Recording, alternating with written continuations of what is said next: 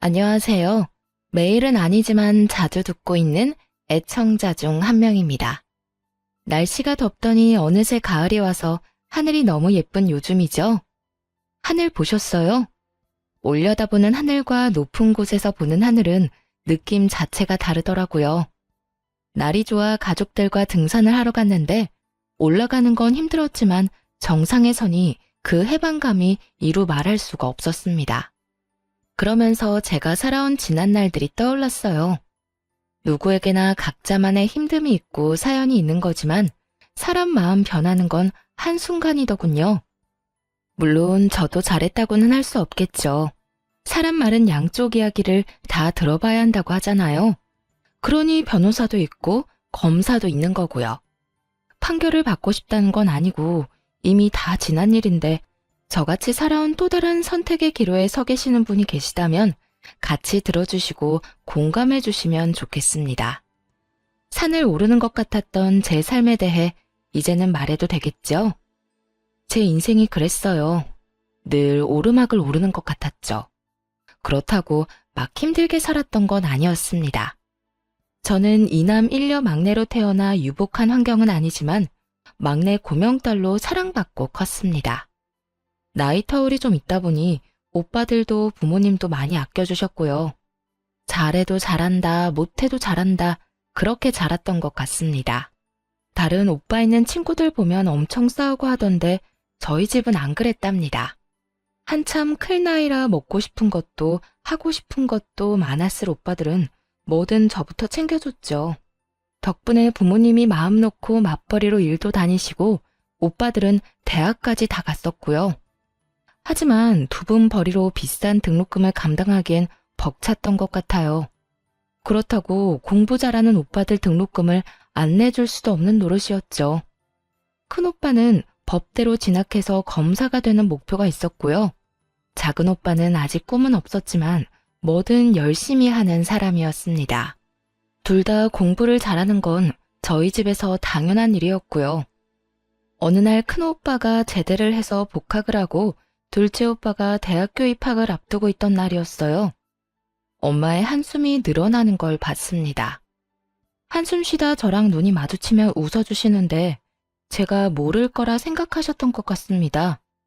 저도 그땐 이미 고등학교 진학을 어디로 할지 정할 시기라 그만큼 머리가 컸는데도 말이죠. 막내는 나이가 60을 먹어도 막내라는 말이 맞나 봅니다. 아마 그랬던 것 같습니다.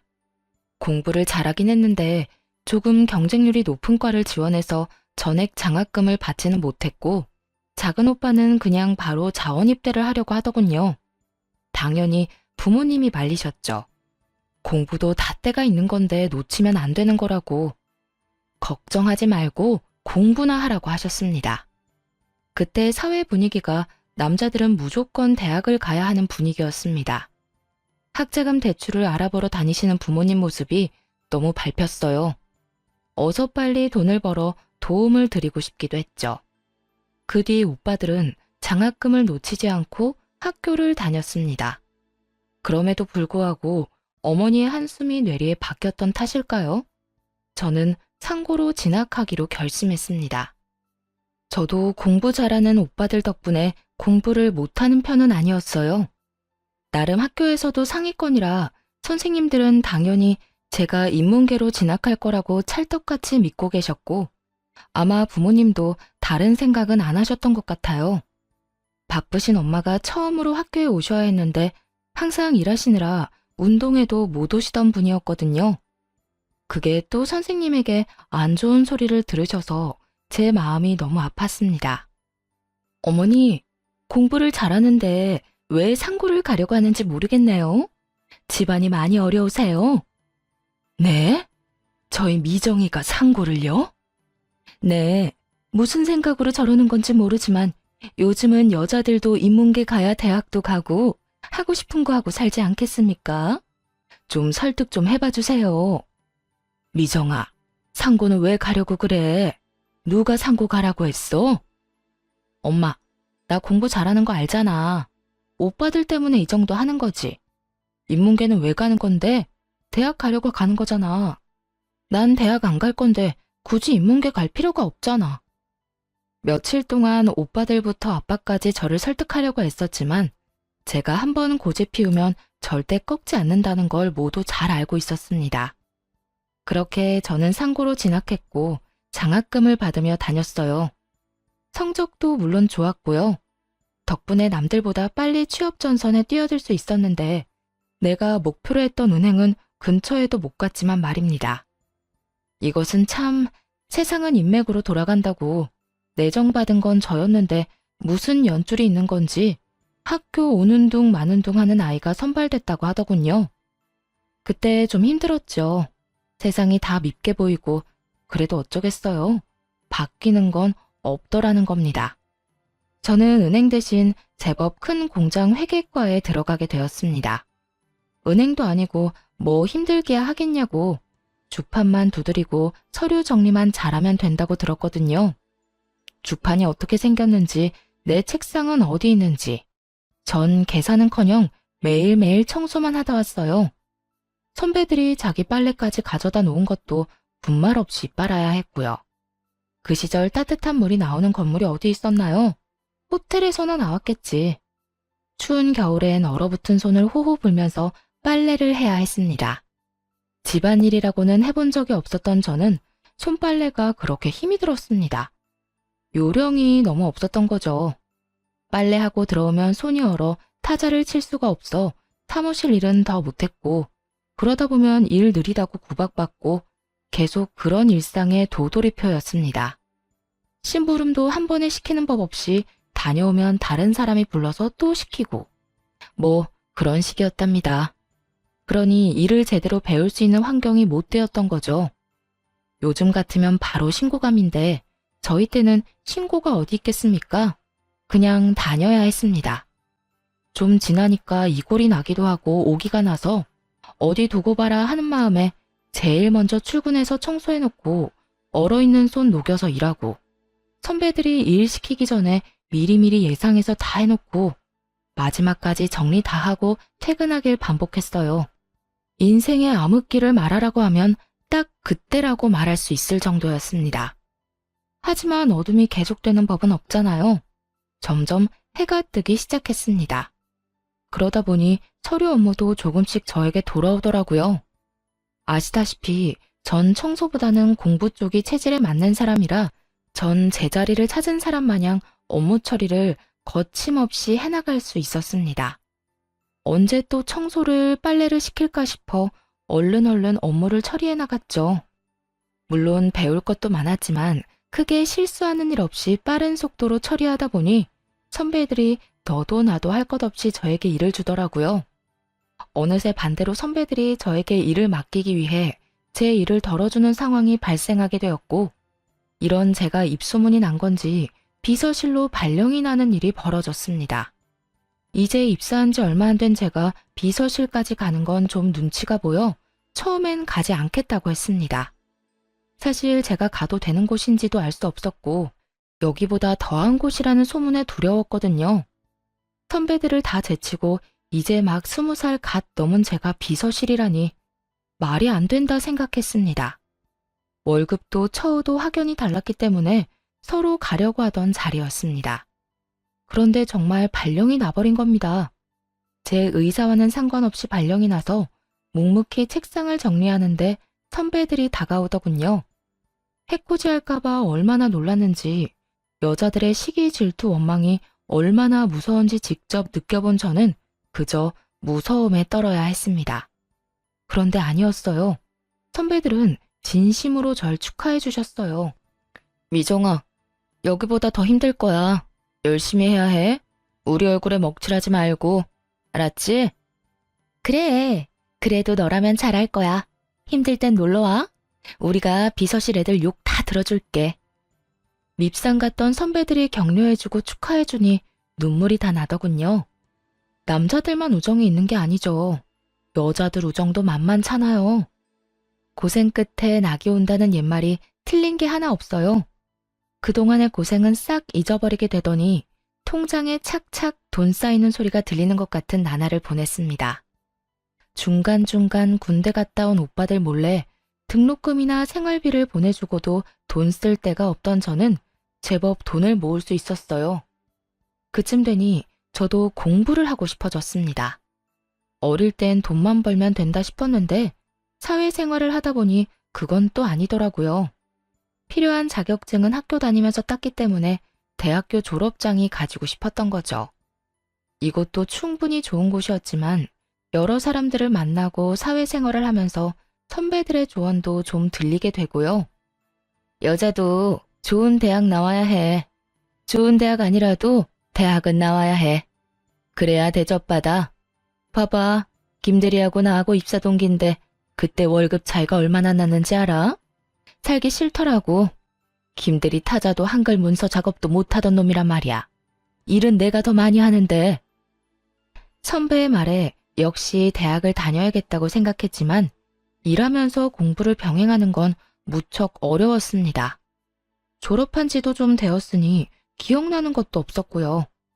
그래도 직장인들을 받아주는 야간 대학이 있다는 것을 알고 등록을 하고 학교를 다니기 시작했답니다. 그쯤 큰오빠는 사법고시를 패스했고 회사를 다니다가 무슨 시험 준비를 한다던 작은오빠까지 공무원 시험에 합격해 집안의 경사가 계속 이어졌습니다. 동네 플랜카드도 제가 걸어주었습니다. 모두에게 우리 오빠들이 이만큼 잘났다고 자랑하고 싶었죠. 그걸 보며 부모님이 웃으시는 걸 보자 제 마음이 다 편해지더군요. 뭔가 다 이룬 느낌까지 들었습니다. 정작 저 스스로는 이뤄놓은 게 하나 없었는데 말이죠. 그날을 계기로 전 홀가분한 기분으로 다시 직장과 공부를 병행하며 즐거운 나날을 보냈습니다. 가끔 부모님 용돈 드리는 거 외엔 저는 계속 저금을 했어요. 투자 이런 것도 잘 몰라 그냥 무작정 이율 좋은 은행 찾아 적금 넣는 식으로 돈을 모았습니다. 그러다 야간 대학에서 저처럼 뒤늦게 대학 졸업장을 따기 위해 온 남편을 만나 연애라는 걸 하게 되었습니다. 사는 게 바빠 관심 가질 여유가 없어 해본 적 없는 연애를 나이가 제법 차서 하니 모든 게 다 설레고 마냥 좋았죠. 남편도 무슨 사정인 건지 주머니 사정이 좋아 보이지는 않았고 저는 그런 거 신경 쓰지 않았습니다. 야간 대학에서 만났다는 공통점 하나만으로 충분했거든요. 저희는 날이 좋을 때는 공원 데이트, 추울 땐 따뜻한 오뎅 먹어가며 두 손 꼭 잡고 데이트를 즐겼답니다. 그러다 추우면 버스를 탔고요. 지금 생각해보면 무슨 궁상이냐 해도 그때만의 설렘이 있지 않겠어요? 이제는 하라고 해도 못하겠지만요. 그렇게 연애를 제법 오래 하다 주변에서 결혼은 언제 할 거냐는 말을 자주 듣게 되었습니다. 둘 다 그냥 시기가 오면 자연스레 결혼한다고 생각했던 것 같네요. 주변 지인들이 연애는 다른 사람이랑 더 하고 결혼은 나중에 해도 되지 않겠냐고 말리기도 했는데 제가 다른 생각은 잘 못하더라고요. 별 남자 있나 싶고 남편이 지금 저에겐 충분히 좋은 사람이었습니다. 가족들에게 소개를 했던 날 엄마가 조심스레 불러서 물으셨어요. 너무 급하게 정하는 건 아니고? 너 남자 처음 만나서 바로 결혼하는 거 엄마는 좀 별론데 너 선자리도 좀 들어오고 있어. 천천히 연애만 해보는 건 어떠니? 엄마, 내가 이 사람보다 더 좋은 사람을 어디서 만나겠어요? 아니, 네가 어디가 부족해서 그래. 저렇게 짱짱한 오빠가 둘이나 있는데 기죽을 일 없지. 너 회사에서도 능력 인정받고. 그때 엄마도 속물이구나. 약간 실망했어요. 또 오빠들이 잘 나가는 거지 내가 잘 나가는 게 아닌데 그걸 남편과 비교하니 화도 좀 났죠. 당장 제가 시집을 간다고 해도 저희 집 재정 상태가 좋은 건 아니라 해줄 수 있는 것도 없었고요. 저도 받을 생각도 없었지만 이제 막 사회생활하기 시작한 오빠들에게 무슨 돈이 있겠어요? 또 오빠 공부 뒷바라지에 부모님이 가진 것도 뻔히 제가 다 아는데 못된 말로 엄마 속을 좀 후벼 파고 남편과의 결혼을 추진했습니다. 엄마, 나 냉장고라도 하나 사줄 수 있어? 없잖아. 그냥 내가 알아서 갈 테니까 반대만 하지 말아줘. 양가 집안의 양해를 구하고 혼수 예물 아무것도 하지 않았습니다. 그래도 너무 빈손인 건 정말 아닌 것 같아 시부모님 옷 한 벌씩은 해드리라고 남편에게 봉투를 주긴 했습니다. 그게 많이 부족하다고 생각하신 건지 시부모님 얼굴이 썩 나를 반기지는 않으셨어요. 살면서 잘해드리면 되지 싶어 저는 크게 신경 쓰지 않기로 했습니다. 형편에 맞게 살아야 한다는 게 제 생각이었고 남편도 이해해주던 부분이었거든요. 제가 모았던 돈에 신랑 돈 보태서 작은 원룸에서 신혼생활을 시작했습니다.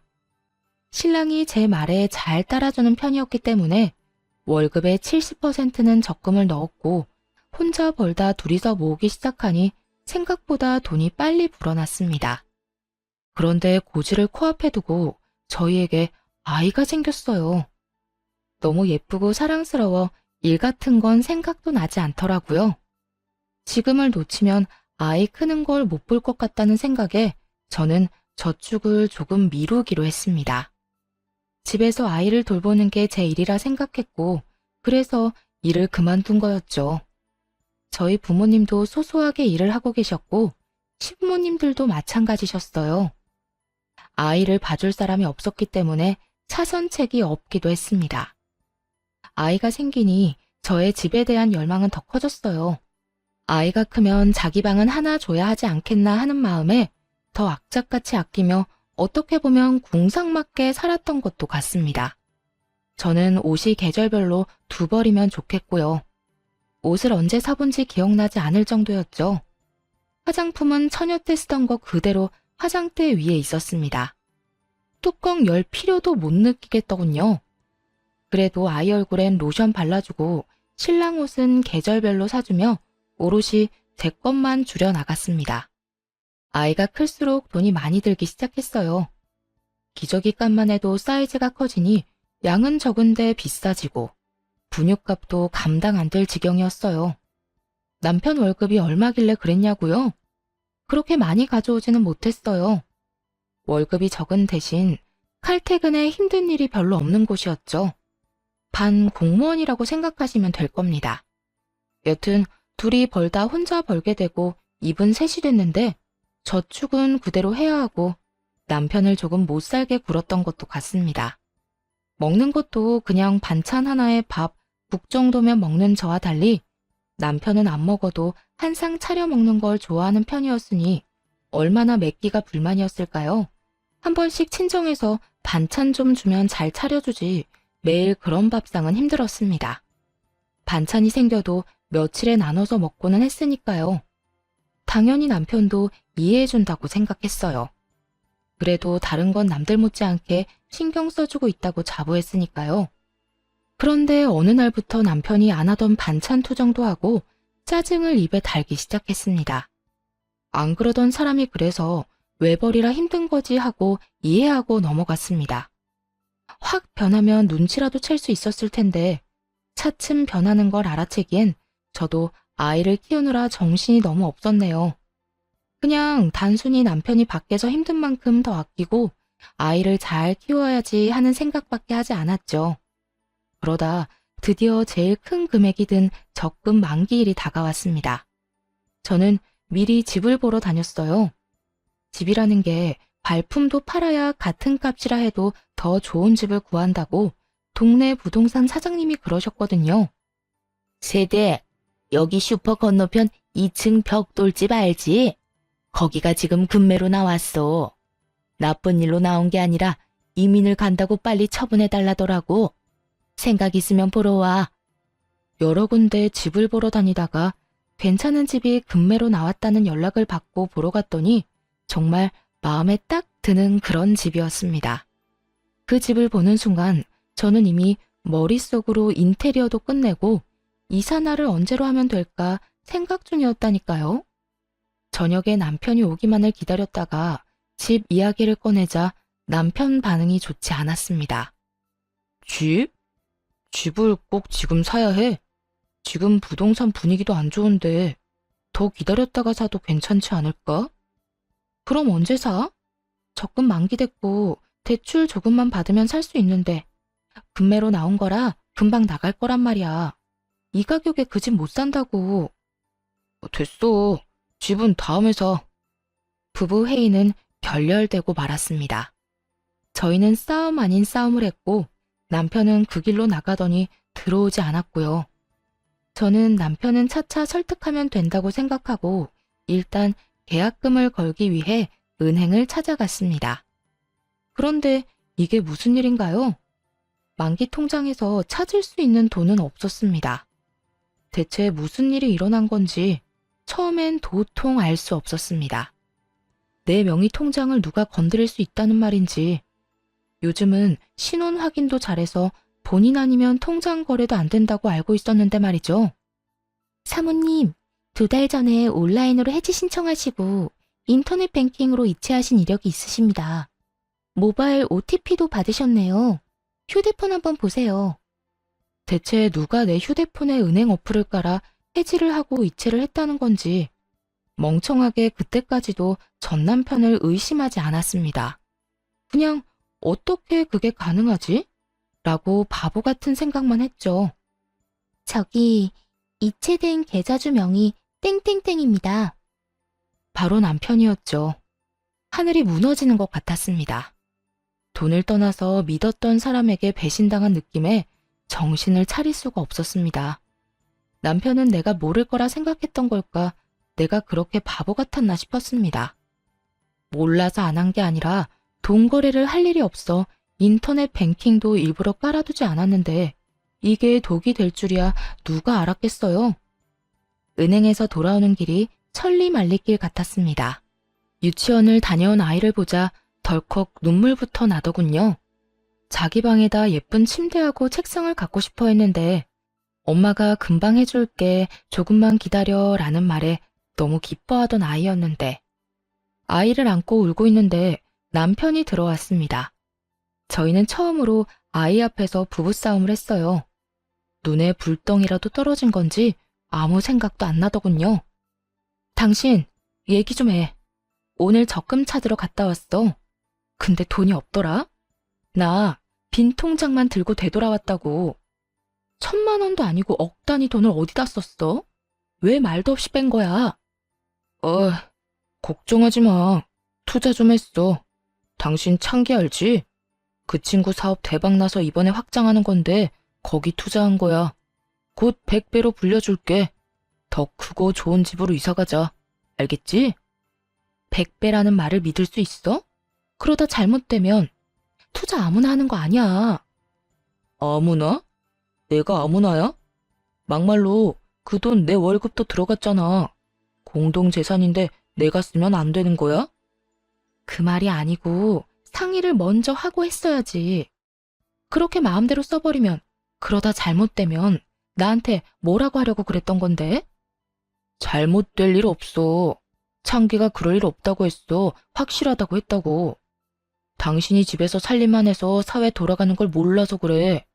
신재생 에너지가 뭔지는 알아? 모르잖아. 모르면 그냥 가만히 있어. 초조한 나날을 보내다 결국 사단이 나고야 말았습니다. 남편은 공황장애가 온 사람처럼 불안해하며 이상한 증상을 보이더니 회사도 가지 않는 것 같았습니다. 그러다 어느 날 통화를 하더니 욕을 하고는 폰을 집어 던지더군요. 느낌이 왔죠.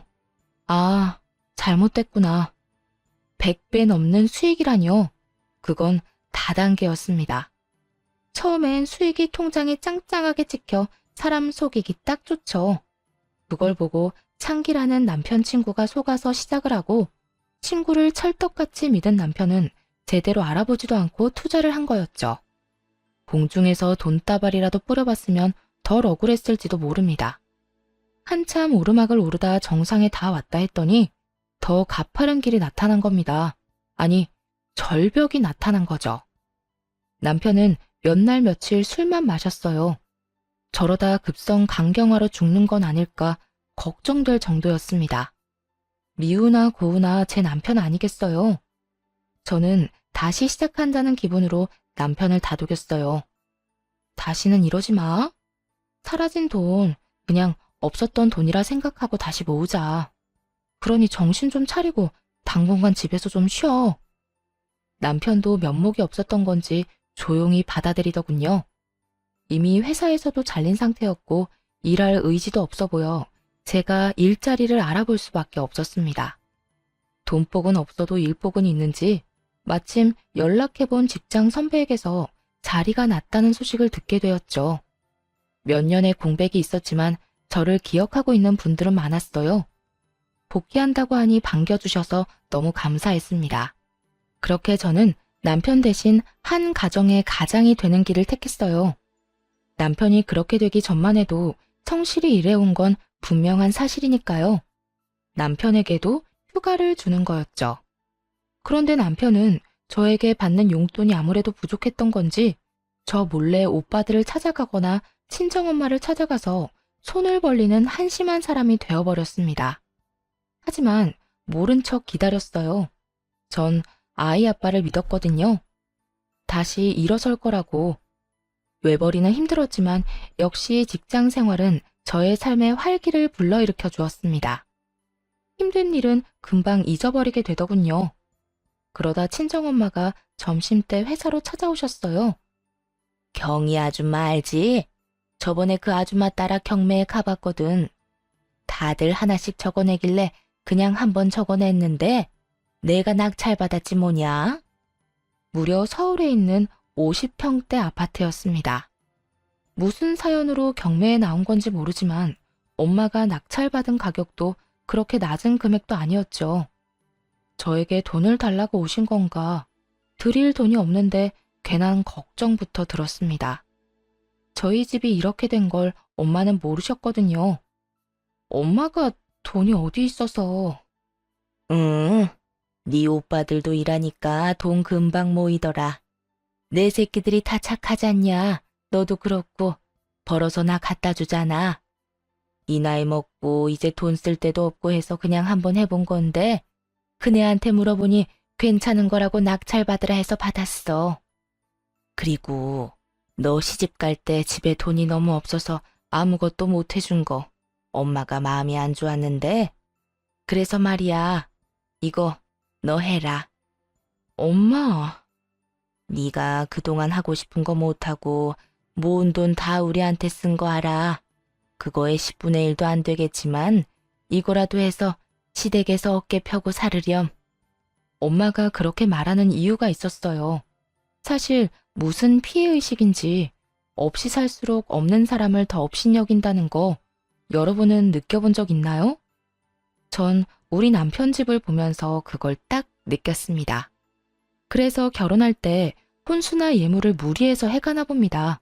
제가 너무 아무것도 없이 시집을 가다 보니 남편 집에서 은근히 저희 집을 무시하긴 했거든요. 굳이 비교를 하자면 저희 친정이 훨씬 나은 집이었는데 많은 무시를 당한 게 사실이었습니다. 엄마는 다 알고 계셨나 봐요. 임신하며 공부도 중단해 결국 졸업장은 따지도 못했으니 난 고졸이고 남편은 졸업장을 따서 대졸이었죠. 그런 걸로도 사람을 무시하더라고요.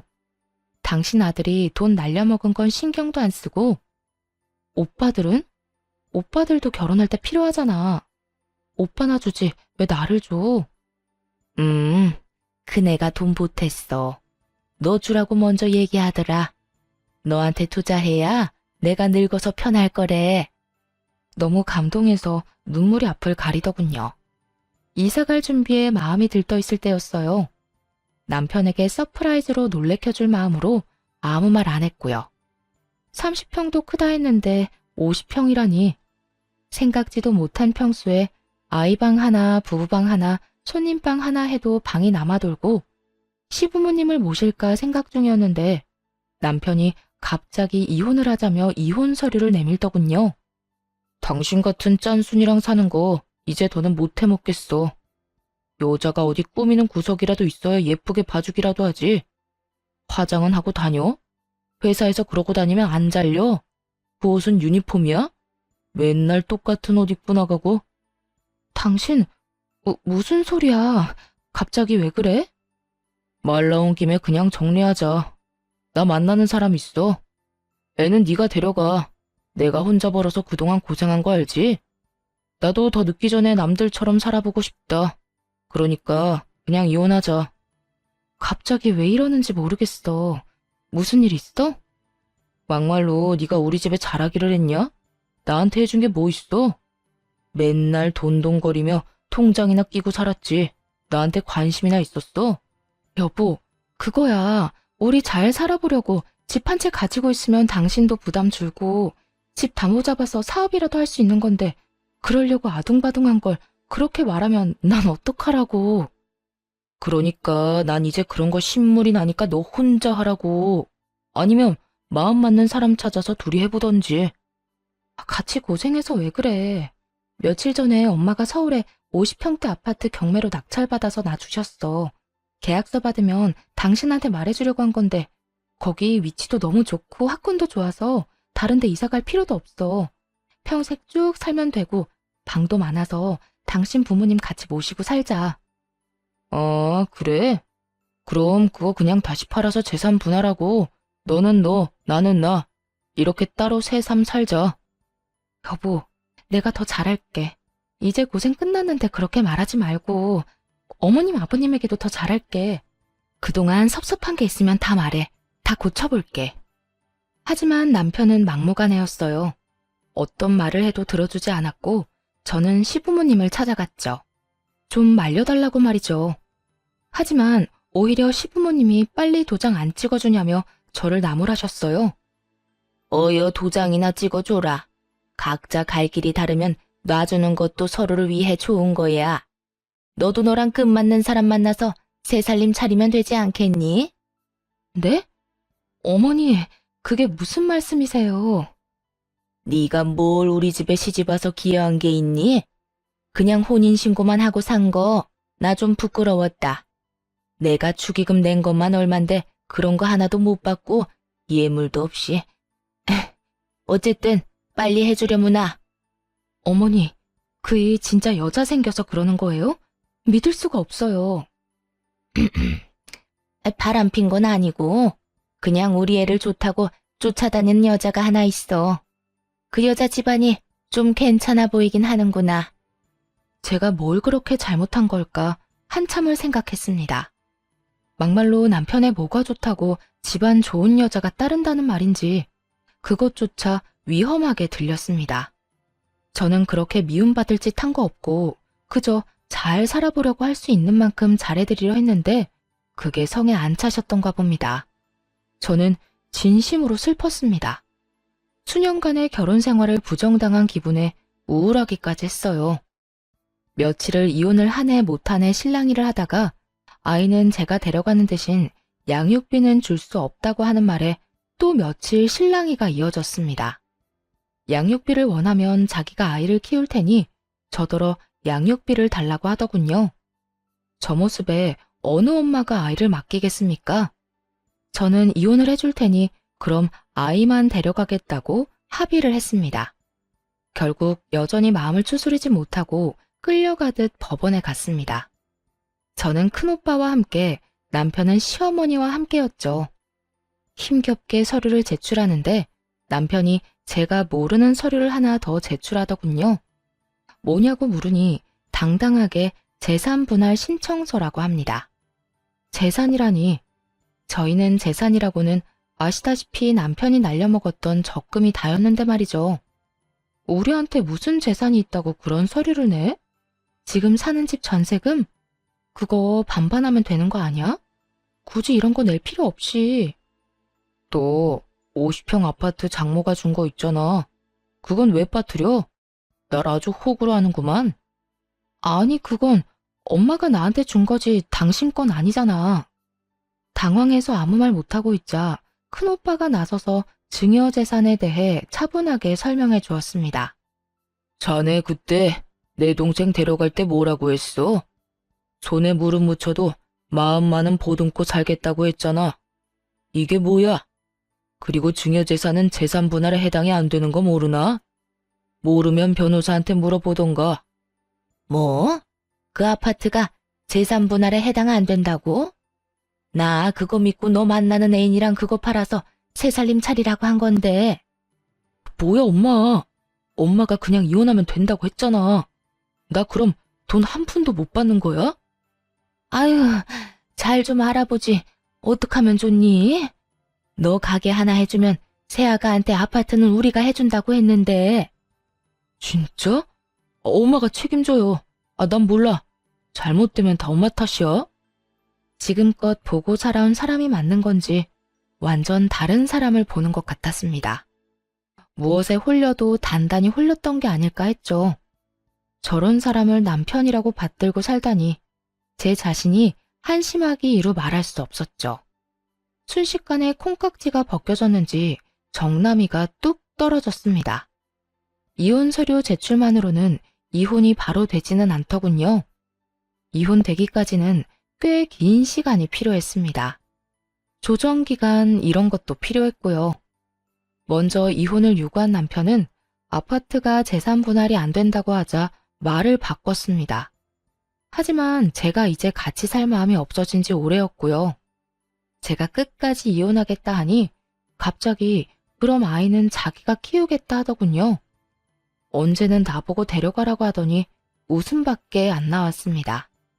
결국 큰오빠의 도움으로 양육권도 제가 받아오고 양육비도 매달 50만 원씩 보내주는 걸로 이혼은 정리가 되었습니다. 엄마가 낙찰받아줬던 아파트는 딸과 둘이 살기엔 넓었기에 친정 부모님과 함께 살기로 했습니다. 저는 덕분에 멈췄던 공부도 다시 시작했고요. 다 엄마가 잘 봐주셔서 가능한 일이었습니다. 참 감사한 일이죠. 그 뒤로 전 남편은 어떻게 됐냐고요? 말도 마세요. 딱 1년 지나고 제가 사는 아파트로 찾아왔는데 1년 만에 보니 감회가 새롭고 그럴 줄 알았는데 지난번에 정남이 떨어진 거에 뭐 더 떨어질 게 있다고 완전히 사람으로 안 보이게 되었습니다. 여보, 우리 다시 합치자. 애도 아빠가 필요하잖아. 나 그 여자랑은 애초에 헤어졌어. 그때 잠깐 꼬셔서 넘어갔던 것뿐이야. 난 자기밖에 없는 거 잘 알잖아. 정말 한심해서 말도 안 나오더라고요. 말을 안 하고 있으니 내가 허락했다는 뜻으로 받아들인 건지 슬금슬금 안으로 들어오려는 거 체인을 딱 걸어 잠그고 소리쳤습니다. 누구신데 남의 집에 와서 이러세요? 잘못 찾아오신 거면 그냥 가시고요. 여보, 왜 이래? 자꾸 헛소리 하시면 경찰에 신고할 거고 아파트 CCTV 영상 따서 입구에 붙여놓을 거예요. 잡상인 출입이 잦으니 조심하라고. 잡상인? 잡상인. 어서 안 꺼져? 당장 꺼지라고. 제가 큰 소리를 내니 처음 보는 모습에 놀라서 달아나는데 신발이 벗겨져도 모르고 열심히 도망가는 모습이라니 혼자 봐서 아쉬울 정도였답니다. 그렇게 쪽을 당했으니 다시는 오지 않을 거라 생각했는데 방심했던 게 있었습니다. 딸아이 학교를 찾아간 거였어요. 이제는 초등학생이 된 딸은 아무래도 아빠를 보니 좋았나 봅니다. 딸이 처음 보는 인형을 집으로 들고 들어와 물으니 아빠가 줬다고 말하는 거 있죠? 이 사람이 아이를 꼬시려고 작정을 했구나 싶었죠. 저는 바로 큰오빠에게 사정을 얘기하고 접근 금지 신청을 부탁했어요. 딸에게도 아빠를 보면 따라가면 안 된다고 신신당부했고요. 이대로는 안 되겠다 싶어 고민을 하다 전 남편의 부모님을 찾아갔어요. 다시는 보고 싶지 않은 사람들이지만 별판을 지어야겠다고 생각했죠. 전 시부모는 작은 테이블 몇 개 놓고 동네 치킨집을 하고 있었는데 제가 간 날 딱 봐도 고등학생으로 보이는 아이들에게 술을 팔고 있었습니다. 핸드폰 동영상 줌 기능을 활용해 증거 영상을 깔끔하게 찍어 전 시모에게 내밀었죠. 이 친구들 학생인 거 알고 술 파시는 거죠? 이거 제가 시청에 넣으면 영업정지 당하는 건 아실 테니까 긴 말 안 할게요. 딸아이 근처에 얼씬도 하지 말라고 해주세요. 아니면 사람 심어서 계속 사진 찍어서 신고할 테니까. 아니야. 저 청년들 학교 안 다녀. 학교 안 다니면 미성년자 아닌 줄 아세요? 좀 알고 장사하세요. 저처럼 몰라서 뒤통수 맞지 마시고요. 설마 그럴 리가. 아니야. 민증 검사는 하셨나요? 안 하셨죠? 정상 참작도 안 되겠네요. 아이고, 이 나쁜 년. 무슨 심보로 그러는 거야? 무슨 심보요? 아줌마가 나한테 그런 말할 자격이 있으신가 모르겠네요. 해봐라, 해봐. 해볼 테면 해봐. 내가 가만히 있나 보자. 이게 끝인 걸로 아시면 안 되죠. 유통기한 지난 식품 나와도 끝인 거 아시죠? 점검기간 아니라도 신고하면 출동해요. 못된 년. 너 인생 그렇게 살지 마라. 그럼 잘 알아들으신 걸로 알고 가볼게요. 천하의 못된 여자 연기해보니 너무 시원했습니다. 허탈하기도 했고요. 이제 다시 찾아오는 일은 없을 거라 생각하고 싶어요. 다음날 모르는 번호로 연락이 왔습니다. 바로 전 남편이었습니다. 만나자고 하는 걸 싫다고 하니 그럼 전화통화 잠깐만 하자고 해서 그러자 했더니 구구절절 사연을 읊더군요. 전 귓등으로도 듣지 않았어요. 전 같이 사는 동안 함께 잘 살아보고자 최선을 다했고 최선을 다한 결과가 배신이었으니 그럴 만하다고 생각했습니다. 그러니 전혀 아쉬운 게 없었죠. 진짜 다시 기회 줄 수는 없는 거야? 나 당신하고 열심히 살았잖아. 아, 우리 딸은 나 보고 싶어 하잖아. 딸만큼은 만나게 해줘야지. 내가 이혼할 때 당신이 나보고 키우라고 해서 딸한테 아빠는 자식 같은 거 안 키운다고 했다고 다 말했어. 그러니 신경 쓰지 마. 그럼 우리 엄마 가게 신고하지 말아줘. 부탁이야. 당신 하라는 대로 할 테니까. 나 분명히 말했는데? 당신이 또 찾아오면 시청이든 경찰서든 신고할 테니까 각오하시라고. 나 얼마든지 할 수 있는 거 알지? 알지. 형님들이 어떤 분이신데. 응, 알면 됐어. 그러니까 이제 다시는 연락하지 말고 당신 뜻대로 나 같은 구질구질한 사람 찾지 말고 좋은 사람 찾아서 행복하게 살기를 바랄게. 그 이후 남편은 정말 땅으로 꺼진 사람처럼 사라졌습니다. 연결된 사람들이 있어 가끔 소식이라도 들려왔는데 한동안 들리는 소식이 너무 없어 궁금해지기까지 하더군요. 어딘가 잘 살고 있겠지 하고 생각하려고요. 그리고 저는 직장과 학교를 병행하며 열심히 살고 있습니다. 지금 졸업을 앞두고 졸업 논문을 쓰다가 쉴 겸 사연을 쓰다가 길어져 버렸네요. 여기저기서 남자 소개시켜준다고 하는데 아직은 혼자가 좋습니다. 아마 계속 혼자일 것 같습니다. 안 해본 일이 많아 하나씩 일어나가는 쾌감에 요즘 사는 재미가 너무 좋네요. 집에 대한 갈망 때문인지 부동산 공인중개 자격증도 도전해 보려고 합니다. 제 인생은 지금 산 어디쯤인 걸까요? 다시 정상을 올라가고 있는 중일까요? 여러 봉우리 중 이제 막 하나를 넘은 건 아닐까 합니다. 산에 오르려면 오르막을 올라야 하고 결국 내리막을 내려와야 집으로 갈 수 있듯이 욕심 안 부리면 힘든 일도 금방 지나가는 것 같습니다. 이거 들으시는 여러분도 힘든 일만 생각하지 마시고 뒤도 돌아보고 옆 사람도 가끔 의심하면서 인생 즐기면서 사시면 좋겠습니다. 그러다 가끔 산에 가셔서 깨끗한 공기 마시면서 기분 전환해 보시는 것도 추천드리고요. 긴 이야기 들어주셔서 감사드립니다. 일교차 심한데 감기